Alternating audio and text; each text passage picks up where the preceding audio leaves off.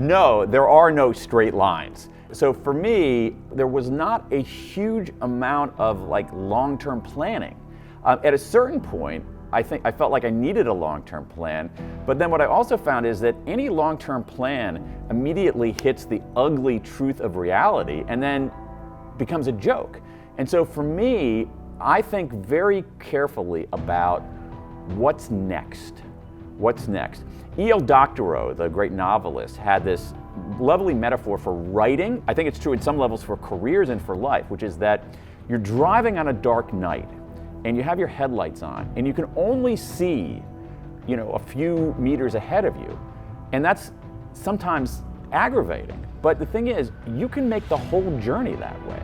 And that's sort of how I feel about it. So what I do, when you asked about books, it's like, I don't have any long-term strategy for the books. I just find something that I find an idea, a set of stories, a concept that I find so irresistible that I'm willing to endure the torture of writing it and to get the pleasure of being able to talk about it for the rest of my life. When we experience regret, it's somehow an aberration, when in fact, everybody experiences regret. Regret makes us human. Regret is part of the human condition. What's more, we think that regret makes us weaker, when in fact, the research shows that, done right, regret can make us stronger, that we can enlist our regrets as an engine for forward progress. So what I'm trying to do in this book is reclaim regret as an indispensable emotion. What's more is that, in a weird way, regret also taught me about what makes a good life, because as I had collected 16,000 regrets from people in 105 countries, and when they told me their regrets, in a sense, they were also telling me about what made life worth living. I think you're going to see regret in a new light and not be scared of it, but instead realize that regret gives you the clues to lead a life of success and meaning and contribution. One of the things that's interesting that I find is that we tend to think that leadership is mostly about assertion, mostly about announcing and talking, when in fact I think that it is as much about humility and listening as it is on anything. And the thing is, it's like most of us are terrible listeners, in part because in our schools we don't teach people to listen. If we had to distill it to 4 words, talk less, listen more. I understand that no regrets philosophy. The problem is that it's not possible, because we all have regrets. Now, we should try to minimize our future regrets, but the idea that you should never look backward on your life and say, oh, I wish I had done things differently, is actually a terrible blueprint for living. And I think one of the problems is, especially in North America, is that we're a little over-indexed on positivity. Positive emotions are incredibly important, and they should outnumber our negative emotions, but we need some negative emotions because they instruct us. And our most prominent negative emotion is regret. And because regret teaches us, it instructs us, it clarifies us. It clarifies what we should be doing and how we should be doing it. And so we need to understand how to deal with our negative emotions. We can't ignore them like no regrets.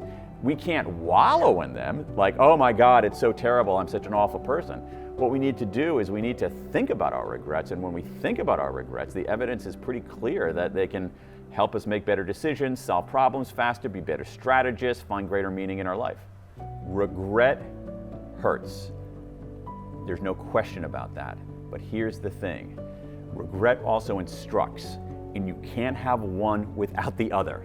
So what you have to do is, if you avoid the pain, you don't get any of the learning. So what you have to do is be able to process that pain. And I think there's a way for us to do that, to take our regrets, use them as signals.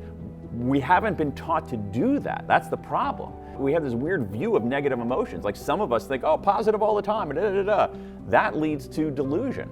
Some of us get so absorbed in our negative emotions that they, in some ways, exonerate us from making progress. That's a bad idea too. What we need to do is we need to process our negative emotions in a systematic way, and I think there's a good way to do that. Don't ignore it, don't dodge it, just confront it. It's much less fearsome than you think. And this way that I think that we can process our regrets is very healthy. So one thing you can do is you can, I feel like there's 3 simple steps that you can take to turn your regrets into engines for progress. One of them is to reframe the regret and the way you think about yourself. So a lot of times when we have a regret, one reason that we try to avoid it is that if we really confront it, we start lacerating ourselves, saying, our self-talk is, you're an idiot, what are you talking about? And what we should do instead is, it sounds gooey, but what we should do instead is treat ourselves with kindness. There's a body of research in what's called self-compassion, which is treating ourselves with kindness rather than contempt. Thinking about our own missteps as part of the human condition, not something that only we do. Looking at our missteps not as fully definitional of who we are, but as just one part of who we are. And so just sort of being a little better to ourselves. The second thing you can do, which we see, which is a reason why we had 16,000 people offer up their regrets, is disclosure. Disclosure is itself inherently valuable. And we know that it relieves a burden, but the other thing, when we talk about our regrets or even write about them, we take this blobby, amorphous, negative emotion and convert it into words, and that makes it less fearsome, and it begins the sense-making process. So there's a pile of evidence showing that talking about our regrets, even writing about them privately, is a way to defang them. And finally, what we need to do, which is essential, is we need to, we can look inward, all right, we can express outward, but then we got to move forward. And the way to do that, in my mind, is to take a step back and extract a lesson from it. What would you tell your best friend to do? If you were looking back on this decision 10 years from now, what would you want to have done? If someone else were in your position, what would she do? And I think this process of looking inward and treating ourselves with some kindness, expressing outward and disclosing the regret as a way to make sense of it, and then moving forward by taking a step back and extracting a lesson is relatively simple to do and allows us to take these regrets and not be scared of them and not let them debilitate us, but to enlist them as forces for moving forward. What I like to do is, I'm sort of trying to reach the people on either side of that. So the people who feel debilitated by their regrets, my view is, listen, take one, go through this process, you can enlist it as a force for good, but I also want to do a wake-up call to the people who think they don't have any regrets. And so what I want to do is, in some sense, I guess, normalize it, because it is normal. That's the thing. Regrets are part of the human condition. They exist for a reason. They're part of our cognitive machinery.